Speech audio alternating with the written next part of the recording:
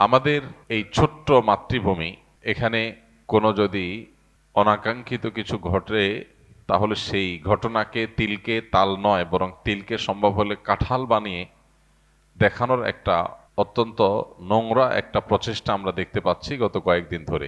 এতদিন শুধুমাত্র ভুইফোড় YouTuber, ভুইফোড় news পোর্টালগুলোতে দেখতাম, এখন দেখা যাচ্ছে আমাদের পার্শ্ববর্তী দেশের একেবারে মূলধারার গণমাধ্যমগুলোতেও ডাহা, মিথ্যা এবং জাস্ট হাস্যকর বিভিন্ন তথ্য উপাত্ত আমাদের প্রিয় স্বদেশের বিরুদ্ধে তারা সরবরাহ করছেন এবং গোটা বিশ্বের মানুষকে ভুল বার্তা দিচ্ছেন।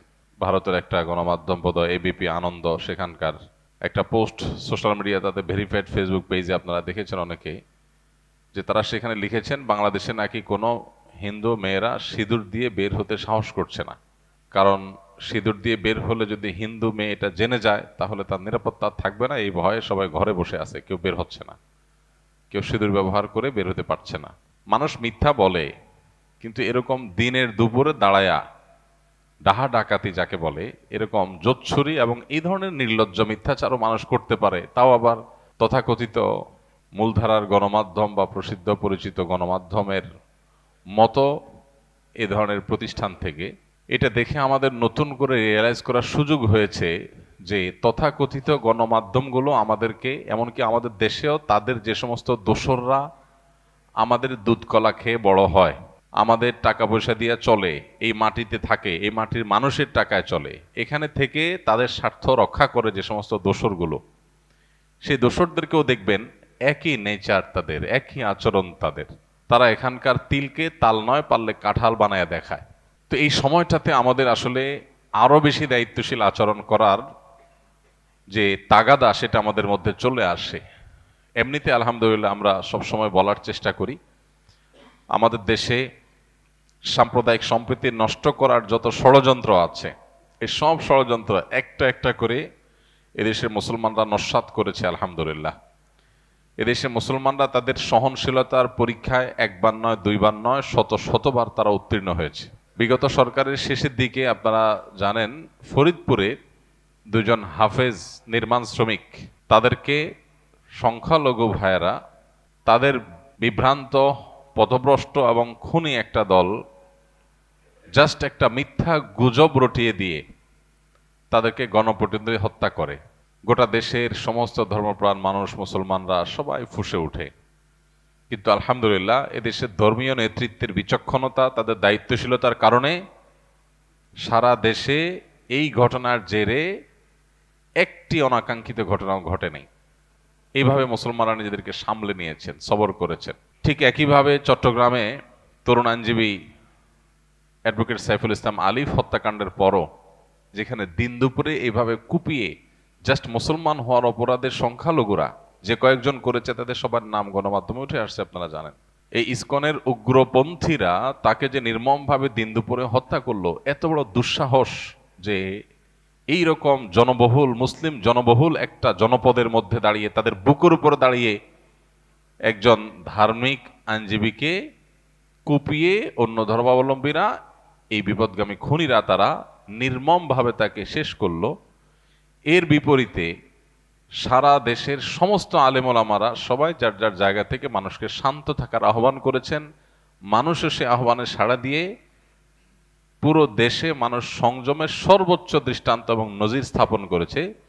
পৃথিবীর কোনো দেশে, বিশেষ করে অন্তত আমাদের পার্শ্ববর্তী যে দেশগুলো আমাদেরকে সারাদিন সকাল বিকাল নসিহত করে, সবক দেয়, আমাদের দৌড় ধরতে আসে, তাদের দেশে যদি 5-7 জন 10 জন মসজিদ থেকে বের হয়ে মুসলমানরা এরকম যদি কোনো হিন্দুদের কোনো ধার্মিক কোনো মানুষকে এরকম নির্মমভাবে দিন দুপুরে যদি এই ঘটনা ঘটাতো, নৃশংস হত্যাকাণ্ড ঘটাতো, তাহলে কত মসজিদ জ্বলে পুড়ে ছাই হইতো, কত মুসলমানের ঘর ভাঙতো, কত মানুষ হত্যা হতো, সেটার কোনো ইয়ত্তা নাই। কিন্তু বাংলাদেশের মানুষ সরকারকে বিচারের ভার দিয়ে, দায়িত্ব দিয়ে, সরকারকে তার জন্য দাবি জানিয়ে তারা আইন নিজের হাতে না তুলে সংযমের সর্বোচ্চ পরীক্ষা তারা উত্তীর্ণ হয়েছে।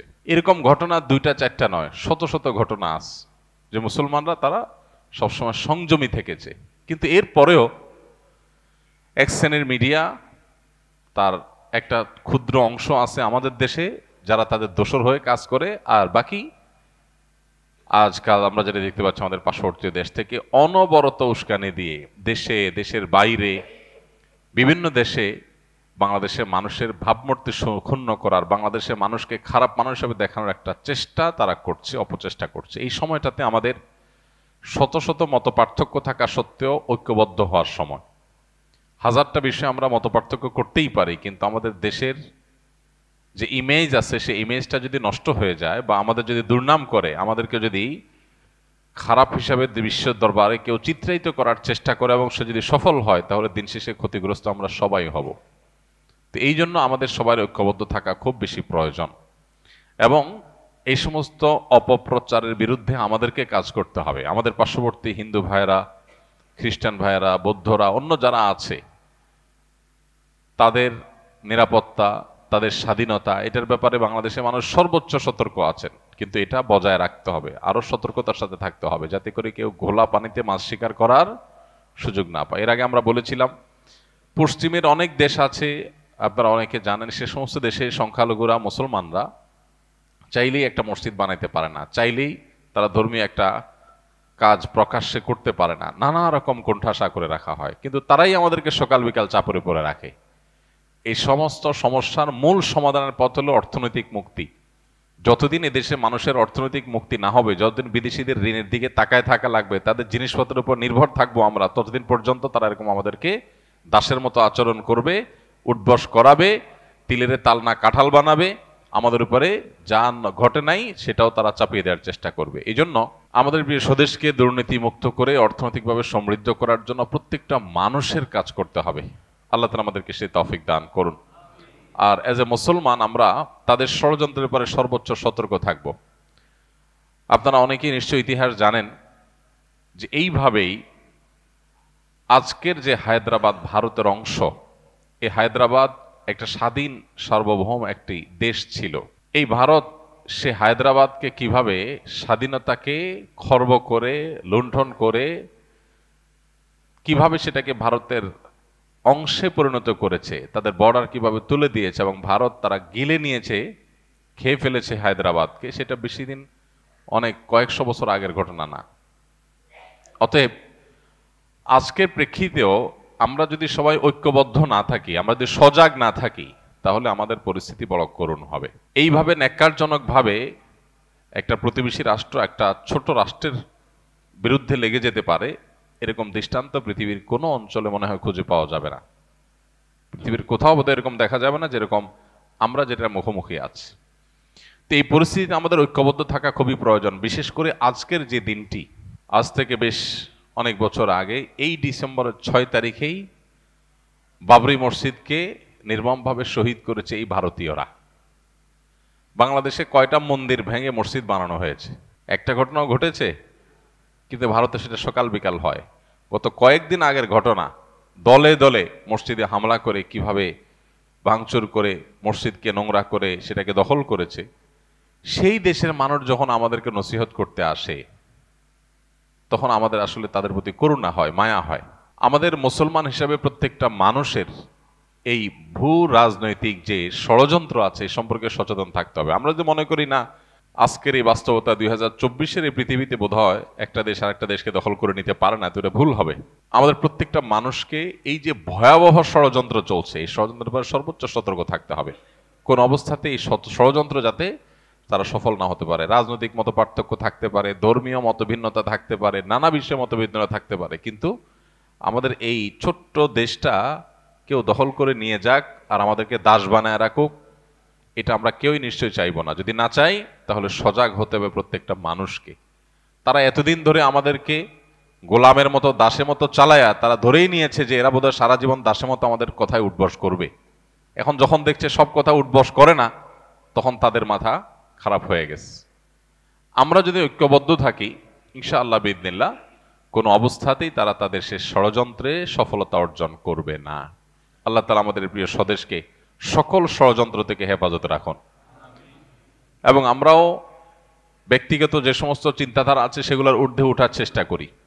বিশেষ করে মতপার্থক্যের জায়গা যেগুলো আছে, সে সমস্ত মতপার্থক্যের জায়গাগুলোতে আমরা আপন জায়গায় মতপার্থক্য রেখেও জাতীয় ঐক্যমত গড়ে তোলার চেষ্টা করি। আমাদের পার্শ্ববর্তী আমাদের নিকটবর্তী প্রতিবেশী অন্য ধর্মাবলম্বী যারা আছেন তাদেরকেও আমরা আস্থায় আনার চেষ্টা করি। তারা যদি এই দেশকে সত্যি ভালোবাসে তাহলে অন্যদের ক্রীড়া নকে পরিণত হওয়া তাদের ঠিক হবে না।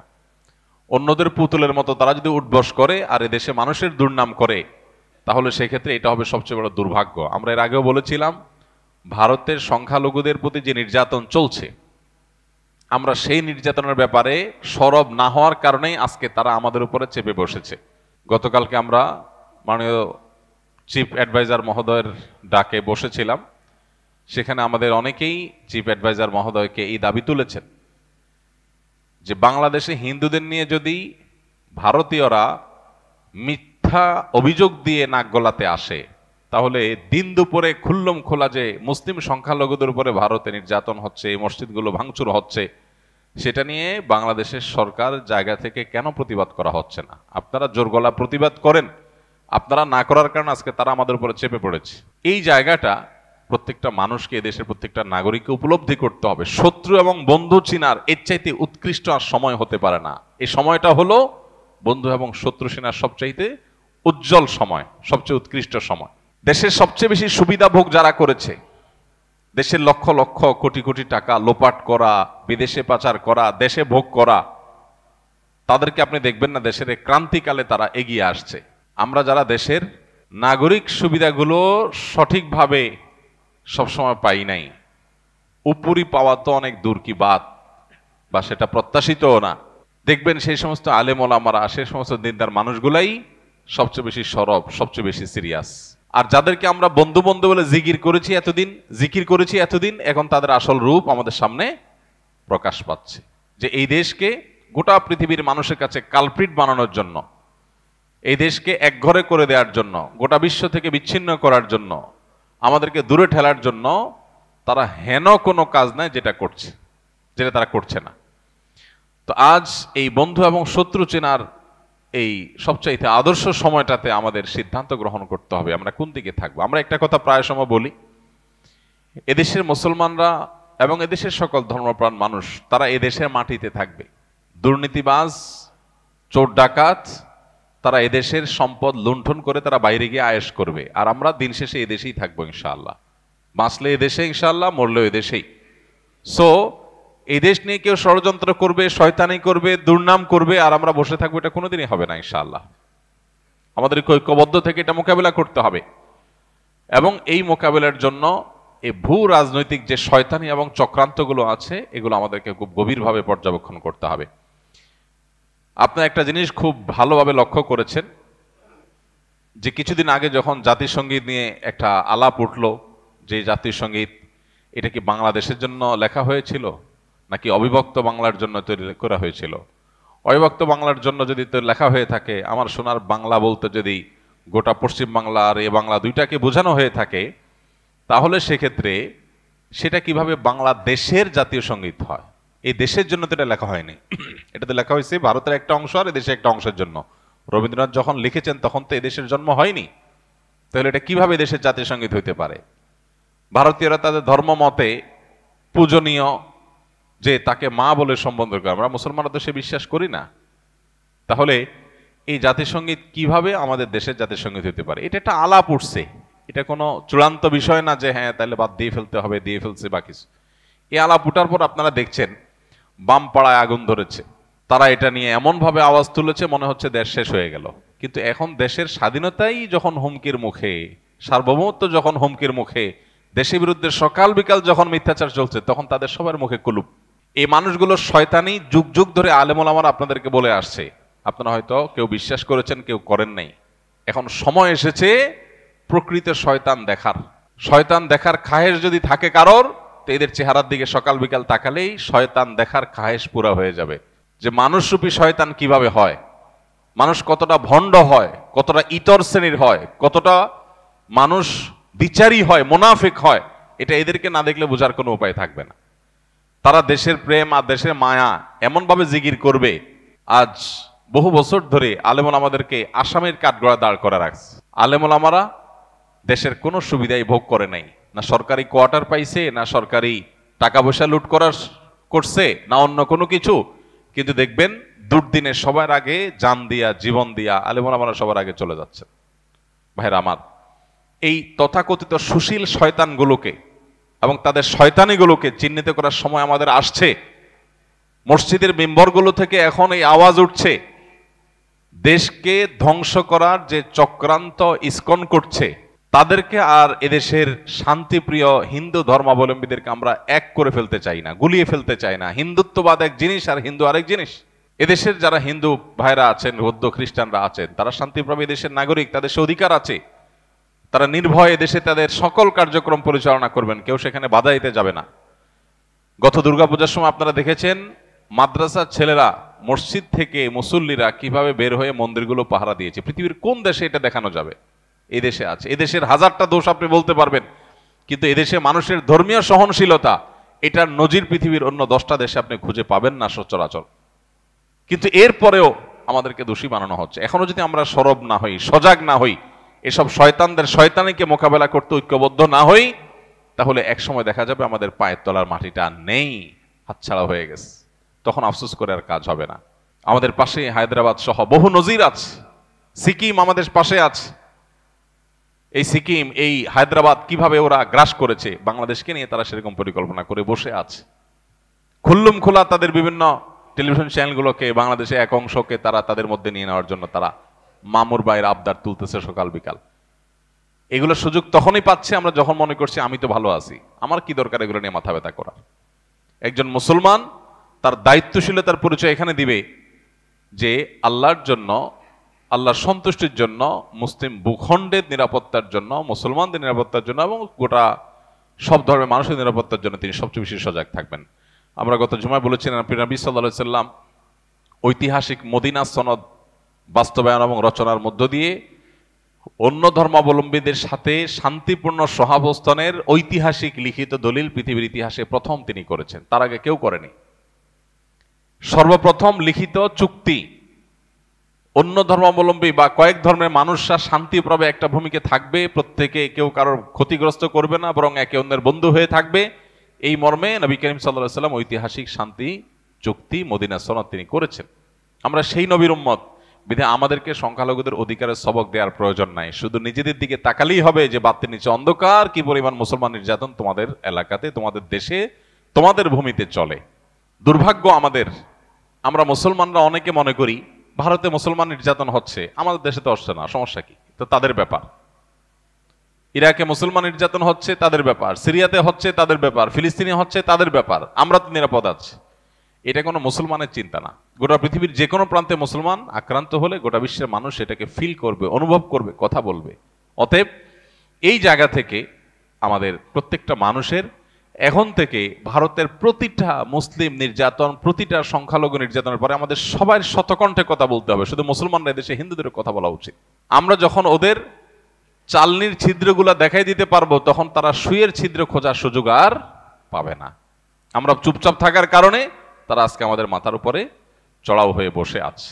তো এই সময়টাতে বিশেষ করে যারা বিভিন্ন সময় অন্ধত্বে ছিলাম, যারা অতি প্রেমে ডুবেছিলাম, যারা শত্রু আর বন্ধু চিনতে ভুল করেছিলাম, তাদের এখন চেনার সময় হয়েছে যে কিভাবে একটা রাষ্ট্র এইভাবে ন্যাক্কারজনকভাবে পার্শ্ববর্তী একটা রাষ্ট্রের প্রতি এইভাবে ঝাঁপিয়ে পড়তে পারে, এত নোংরা ভাবে, কোনো কারণ ছাড়া, বিনা উস্কানিতে এইভাবে তারা কিভাবে একটা দেশকে ক্ষতিগ্রস্ত করতে পারে, তার সবচেয়ে নোংরা নজির এখন স্থাপন হতে যাচ্ছে।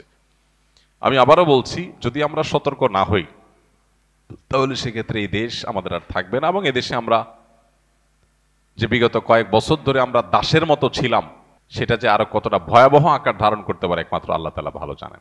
বিধায় প্রত্যেকটা মানুষকে সজাগ হতে হবে, সতর্ক হতে হবে, এবং ধর্মীয় সম্প্রীতির ব্যাপারে আমরা প্রত্যেকটা মানুষ নিজে থেকে উদ্যোগ নিয়ে নিয়ে আমাদেরকে ধর্মীয় সম্প্রীতি রক্ষা করে তাদের মিথ্যা অভিযোগ, এটাকে মিথ্যা প্রমাণ করতে হবে।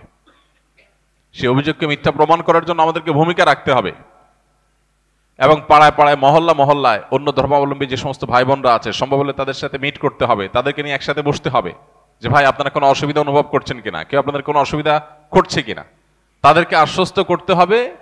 এবং অহেতুক তাদের মনে যে ভয় সৃষ্টি করছে পার্শ্ববর্তী দেশ থেকে, সেগুলোর ব্যাপারে তাদেরকে অভয় দিতে হবে যে আমরা হিন্দু মুসলিম কাঁধে কাঁধ মিলিয়ে আমাদের প্রিয় মাতৃভূমিতে আছি এবং থাকবো ইনশাআল্লাহ। প্রিয় নবী সাল্লাল্লাহু আলাইহি ওয়াসাল্লাম বলেছেন, তিনি যখন তার মদিনা রাষ্ট্র কায়েম করেছেন তখন তার সে ঐতিহাসিক বক্তব্য ছিল যে আমার এখানে যে সবচাইতে দুর্বল সে হলো সবচেয়ে শক্তিশালী। ঐতিহাসিক উক্তি। নবী সাল্লাল্লাহু আলাইহি ওয়াসাল্লাম বলেছেন, আমার এই মদিনা রাষ্ট্রে যে সবচেয়ে বেশি দুর্বল সে হলো সবচেয়ে বেশি শক্তিশালী। কিভাবে? যে ব্যক্তিকে সবাই কোণঠাসা করে রাখে, দুর্বল করে রাখে, ভীত সন্ত্রস্ত করে রাখে, দমিয়ে রাখতে চায়, চাপিয়ে রাখতে চায়, তার অধিকার কেড়ে নিতে চায়, তাকে দুর্বল করে রাখতে চায়, যে দীনহীন মিসকিন অসহায়, এই মানুষটা নবী সাল্লাল্লাহু আলাইহি ওয়াসাল্লাম তাকে বলছেন যে মদিনার রাষ্ট্র তোমার সাথে আছে এবং রাষ্ট্র তোমাকে সঙ্গ দিয়ে শক্তিশালী করছে, যে তোমার হাতের সাথে রাষ্ট্রের হাত আছে, তোমাকে কেউ দুর্বল যেন করে ফেলতে না পারে। আর যে আমার কাছে শক্তিশালী, নবী সাল্লাল্লাহু আলাইহি ওয়াসাল্লাম বলেছেন, সে হলো এই সমাজে সবচেয়ে দুর্বল। অর্থাৎ তাকে দুর্বলের মতো ট্রিট করা হবে, তার শক্তির কারণে তাকে কোনো কম্প্রোমাইজ করা, সিম্প্যাথি দেখানো, কোনো ছাড় বা সুযোগ দেওয়া হবে না। সবচেয়ে দুর্বলের মতো আচরণ তার সাথে কথা হবে, যে সবচেয়ে বেশি শক্তিশালী। অতএব আমরা আমাদের পার্শ্ববর্তী যে সমস্ত অন্য ধর্মাবলম্বী ভাইয়েরা বোনেরা আছেন তাদের সাথে মিট করব, সম্ভব হলে বসবো এবং তাদেরকে বোঝাবো যে ভাই, কোনো অসুবিধা আছে আপনাদের, কোনো কষ্টে আছেন আপনারা, আপনাদের ধর্মীয় কাজে কেউ বাধা দেয়?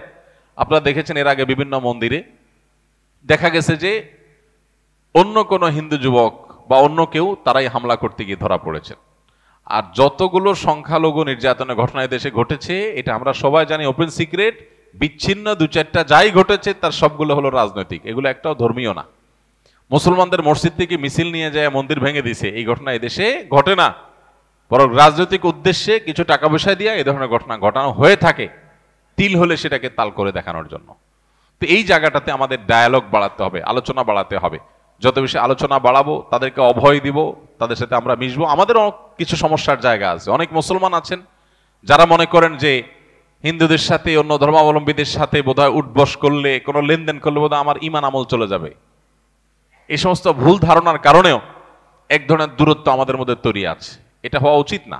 আদর্শিক জায়গায় আপনি 100% অটল থাকবেন, আপনার ঈমান, আপনার আকীদা, আপনার বিশ্বাসের জায়গায় আপনি 100% পরিষ্কার থাকবেন। আমি তাওহীদের সাথে কোনো কম্প্রোমাইজ করব না, চুল পরিমাণ করব না। আমি এক আল্লাহ বিশ্বাসী, আমি আমার ইবাদত করব, কিন্তু অন্য ধর্মের মানুষ যে আমার বিশ্বাসের সাথে একমত না, তিনি আমার মতে সঠিক পথে নাই, সেটা আমার মতের ব্যাপার, কিন্তু আচরণের ব্যাপার হবে তার সাথে একজন ভাই ভাইয়ের মতো করে। আর আদম আলাইহিস সালামের সন্তান হিসেবে আমরা তো আসলে সবাই ভাই ভাই। তারাও আদম আলাইহিস সালামের সন্তান, আমরাও আদম আলাইহিস সালামের সন্তান, সেই হিসাবে তো আমরা একই বাবার সন্তান। সো এই জায়গা থেকে তাদের ব্যাপারে আমাদের অনেকের মধ্যে যে সমস্ত ভুল ধারণাগুলো আছে এগুলো দূর করতে হবে। কোন এলাকাতে যদি হিন্দু হওয়ার কারণে কাউকে কোণঠাসা করার কেউ চেষ্টা করে, আমরা তাদের পাশে দাঁড়াতে হবে। যদিও মুসলমানরা সচেতন সতর্ক, কিন্তু আরো বেশি সচেতন সতর্ক হতে হবে। আল্লাহ তাআলা আমাদের সবাইকে সেই তৌফিক দান করুন। একটা ক্রাইসিস মোমেন্ট চলছে, একটা ক্রিটিক্যাল সময় চলছে। বিশ্বের বিভিন্ন শক্তিশালী দেশগুলোকে এই দেশের বিরুদ্ধে দাঁড় করানোর এক চক্রান্ত, এক খেলা এখানে চলছে। সেখানে এই দেশীয় যে বিদেশিদের এজেন্ট মিডিয়াগুলো আছে সেগুলোকে ভালো করে চিনে রাখার সময় হয়েছে। এরা বিদেশিদের পারপাসগুলো কিভাবে সার্ভ করে, তাদের নিউজ করার স্টাইল যদি দেখেন, লেখাজোকার স্টাইল যদি দেখেন, তাদের রিপোর্ট করার স্টাইল যদি দেখেন, তাহলে পণ্ডিত হওয়া লাগবে না আপনার বোঝার জন্য যে তারা আসলে তাদের টোনে, বিদেশিদের টোনে তারা কথা বলতে চায় এবং এই দেশকে তারা ব্যর্থ রাষ্ট্র হিসাবে পরিণত করতে চায়, বিদেশিদের খবরদারি এখানে বাড়াতে চায়। আমরা তো বিদেশিদের খবরদারি থেকে মুক্ত হতে চাই, আমরা স্বাধীন থাকতে চাই, কিন্তু আমাদের উপরে বিদেশিদের খবরদারি বাড়ানোর জন্য এদেশের কিছু মিডিয়াও কাজ করছে। চোখ কান খোলা রাখতে হবে এবং সজাগ থাকতে হবে, ঐক্যবদ্ধ থাকতে হবে। আমরা আবারও বলি, শত বিষয়ে আমাদের মত পার্থক্য থাকতে পারে, কিন্তু আমাদের এই প্রিয় স্বদেশটাকে সেভ করার ব্যাপারে, এটাকে নিরাপদ রাখার ব্যাপারে আমাদের কোনো দ্বিমত থাকা উচিত না। এ ব্যাপারে আমাদের কাঁধে কাঁধ মিলিয়ে কাজ করতে হবে। আল্লাহ তাআলা আমাদের সবাইকে সেই তৌফিক দান করুন। আমরা এজ এ মুসলমান অন্য ধর্মাবলম্বীদের অধিকারগুলো যেমন নিশ্চিত করার চেষ্টা করব, তাদের প্রতি সম্প্রীতি সৌহার্দ্য আমরা বজায় রাখার চেষ্টা করব। তাদের পূজায় গিয়ে তাদের সাথে সামিল হয়ে আপনাকে একাত্মতা পোষণ করতে ইসলাম বলে না। ইসলাম বলে তাদের পূজা তারা করুক, আপনি করেন, কিন্তু তাদের পূজা নির্বিঘ্নে যা তারা করতে পারে, কেউ যেন বাধা সৃষ্টি না করতে পারে, সে বিষয়টা আপনি খেয়াল রাখেন। সামাজিক মর্যাদা যাতে তারা কোনো অংশে কম না পায় সেদিকে আপনি খেয়াল রাখেন। এর আগে বারবার আমরা একটা হাদিস আপনাদের শুনিয়েছি, নবী করিম সাল্লাল্লাহু আলাইহি ওয়াসাল্লামের সামনে দিয়ে একজন ইয়াহুদির লাশ নিয়ে যাওয়া হচ্ছে। ইয়াহুদি, মুসলমানের প্রতি সবচেয়ে বেশি বিদ্বেষ রাখে ইয়াহুদিরা, সেই ইয়াহুদির লাশ নেওয়া হচ্ছে। নবী করিম সাল্লাল্লাহু আলাইহি ওয়াসাল্লাম সে লাশের প্রতি একটা সম্মান প্রদর্শন করলেন। তখন একজন বললেন, হে আল্লাহর রাসূল, এটা একজন ইয়াহুদির লাশ না, আপনি কেন সম্মান প্রদর্শন করলেন? তখন তিনি বলেছিলেন, আলাইসাত নাফসা, এই ইয়াহুদির লাশ এটা কি কোনো মানুষের লাশ না? এজ এ মানুষ সে কি আমার কাছে রেসপেক্ট পেতে পারে না? আমরা সেই নবীর উম্মত। সো আমার পার্শ্ববর্তী কোনো হিন্দু, খ্রিস্টান, বৌদ্ধ যদি থাকে, কয়জন আছি তাদের বাসায় আমরা রান্না করে একটু খাবার পাঠিয়েছি বা গিফট পাঠিয়েছি? আমরা মুসলমান তো মুখে দাবি করি। নবী করিম সাল্লাল্লাহু আলাইহি ওয়াসাল্লাম অন্য ধর্মাবলম্বীদেরকে হাদিয়া দিয়েছেন, উপঢৌকন দিয়েছেন, উপহার দিয়েছেন, উপহার গ্রহণ করেছেন, লেনদেন করেছেন, সামাজিক সমস্ত কার্যক্রম তাদের সাথে করেছেন। আমার দিন, আকিদা, ঈমান, তাওহীদ এটা আপন জায়গায়, কিন্তু সেই সাথে তাদের সাথে সামাজিক যে লেনদেন সেগুলো করতে কোনো নিষেধ ইসলাম আমাদেরকে করে নাই। অহেতুক অনেক প্রাচীর আমরা অনেকে তুলে রেখেছি, মনে করি যে না তাদের সাথে মিশলে উঠলে বসলে বোধহয় আমার জাত চলে যাবে। মুসলমানের জাত বলতে কিছু নেই, আমরা বরং প্রোঅ্যাক্টিভ হয়ে তাদের সাথে মেশার চেষ্টা করা উচিত। এর আগে আপনাদেরকে আমরা শুনিয়েছিলাম আব্দুল্লাহ ইবনে ওমর রাদিয়াল্লাহু তাআলা আনহু, তার বাসায় একবার বকরি জবে হয়েছে, ছাগল জবে হয়েছে। ছাগল জবে হওয়ার পর তিনি বাইরে ছিলেন, বাহির থেকে আসলেন, এসে জিজ্ঞাসা করলেন, আজকে যে ছাগল জবে হলো আমাদের বাসায়, বড় করে ভোজন অনুষ্ঠান হচ্ছে, আমাদের পাশের বাসা যে ইহুদিরা আছে প্রতিবেশী, তাদের বাসায় কি পাঠানো হয়েছে কিনা?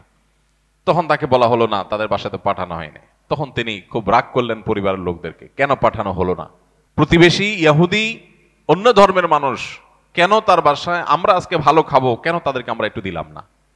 এই ছিল আব্দুল্লাহ ইবনে ওমর রাদিয়াল্লাহু তাআলার আদর্শ। আমরা সেই সাহাবীদের সন্তান, কিন্তু দুঃখজনক আমাদের অনেকে মনে করি না হিন্দুদের সাথে বোধহয় মিশা, কথা বলা, এগুলো বোধহয় আমাকে কোরআন হাদিসে একেবারে নিষেধ করে রাখছে। না, এটা না। এই ভুলগুলো আমাদের ভাঙতে হবে, কাঁধে কাঁধ মিলিয়ে এই প্রিয় মাতৃভূমিতে আমাদেরকে মিলেমিশে থাকতে হবে। আল্লাহ তাআলা আমাদের প্রিয় মাতৃভূমিকে সম্পূর্ণ শান্তি প্রিয় রাখুন আজীবন। আমরা যে সমস্ত দাঙ্গার কথা শুনি, দেখি, আমাদের পার্শ্ববর্তী দেশ বার্মায় দেখেছি আমরা লক্ষ লক্ষ মানুষকে কিভাবে কচু কাটার মুখোমুখি করা হয়েছে, জোর করে তাদেরকে ঠেলে দেওয়া হয়েছে অন্য দেশে। আমাদের পার্শ্ববর্তী দেশ ভারতে আমরা দেখি যে জায়গায় জায়গায় প্রতিনিয়ত কিভাবে সেখানে বাধ্য করা হচ্ছে সেখানকার সংখ্যালঘুদেরকে শ্রীরাম, জয় শ্রীরাম বলার জন্য। বাংলাদেশে কোথাও হিন্দুদেরকে আল্লাহু আকবার বলতে বাধ্য করা হয়েছে? একটা ঘটনা এই 50 বছরের ইতিহাসে কেউ কোনোদিন দেখাইতে পারবে না। একটা বিচ্ছিন্ন ঘটনা কোনোদিন কোনো হিন্দু দাঁড়িয়ে বলতে পারবে না যে আমাকে কোথাও বাধ্য করা হয়েছে আল্লাহু আকবার বলার জন্য। যদি কেউ বাধ্য করে, ওই মুসলমানের টুটি মুসলমানরাই চিড়ে ফেলবে। এটা সেই দেশ। এই দেশে মানুষকে নসিহত দেওয়ার মতো কোনো নৈতিক অধিকার ভারতীয়দের নাই, তাদের কোনো নৈতিক অধিকার নাই।